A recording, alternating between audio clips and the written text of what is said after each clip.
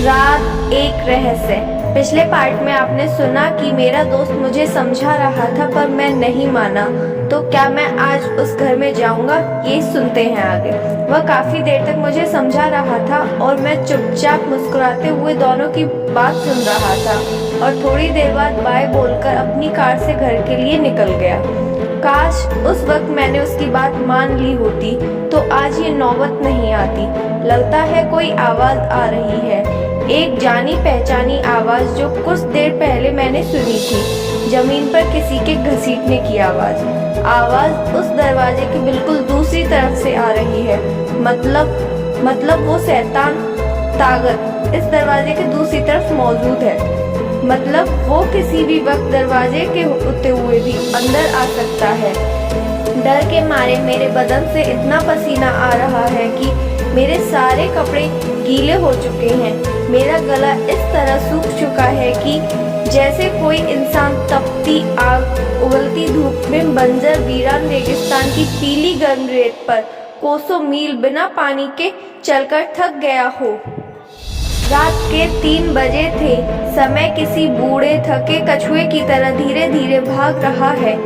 कब तक मैं इस ऐसी हालत में पड़ा रहूंगा? यहाँ से भागना चाहता हूँ पर भाग नहीं सकता। सबसे पहले मुझे वो सीढ़ियाँ उतरनी होंगी जो एक कदम रखते ही इतनी तेज आवाज करती हैं। यहाँ आते वक्त मैं धीरे धीरे वह सीढ़ियाँ चढ़कर आया हूँ क्योंकि वह सीढ़ियाँ काफी कमजोर हो गई हैं। अगर यहाँ से भागते हुए मेरे पैर से कोई कमजोर लकड़ी टूट गई और मेरा पैर उसमें फंस गया तो मैं बेमौत मारा जाऊंगा। और वैसे भी मैं आवाज नहीं कर सकता। जिंदा रहना है ना तो लाश बनकर रहना ही पड़ेगा सुबह होने तक। क्योंकि उस रात खाना खाते वक्त मेरे दोस्त ने उस घर में घटी एक घटना के बारे में बताया था। सुबह होने तक तू उस घर से नहीं निकल सकता। उस घर के भीतर जो शैतान है वो कैसा दिखता है यह किसी को नहीं पता और वो वहाँ से किसी को जिंदा बाहर जाने नहीं देता। ये डरावनी सच्चाई है। अरे बेवकूफ, तुझे अब भी लगता है कि वहाँ कोई बुरी आत्मा है? चल मैं तुझे दिखाता हूँ। वहाँ पर कुछ भी नहीं है। मैं घर के जिंदा निकल कर आऊंगा। बुरी आत्मा, तू काफी अनजान है यार। और खाना खाते हुए उसने एक रहस्य बता दिया। इस हादसे को तकरीबन 10 साल से ऊपर हो गए।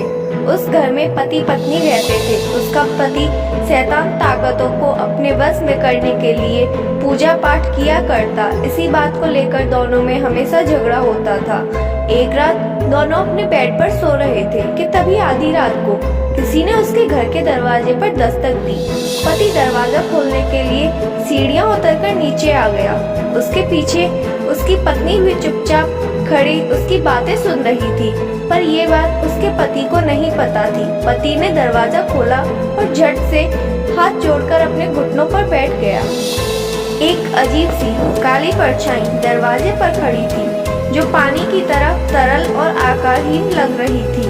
उसे दरवाजे पर देखते ही वह औरत डर के मारे कांपने लगी, मगर हिम्मत जुटाकर उसकी पत्नी सब कुछ देख रही थी। उस शैतानी आत्मा ने उस आदमी के शरीर में प्रवेश कर सबसे शक्तिशाली बनाने का वचन दिया, पर शरीर में प्रवेश करने से पहले उसे अपनी पत्नी की बलि देनी होगी, वो भी बिना समय गवाए।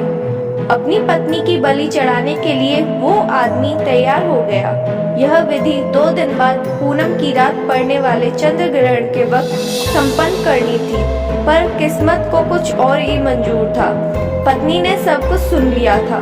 पूनम की रात भी आ गई। चांद पूरी शिद्दत से अपनी सफेद रोशनी चारों ओर उड़ेल रहा था।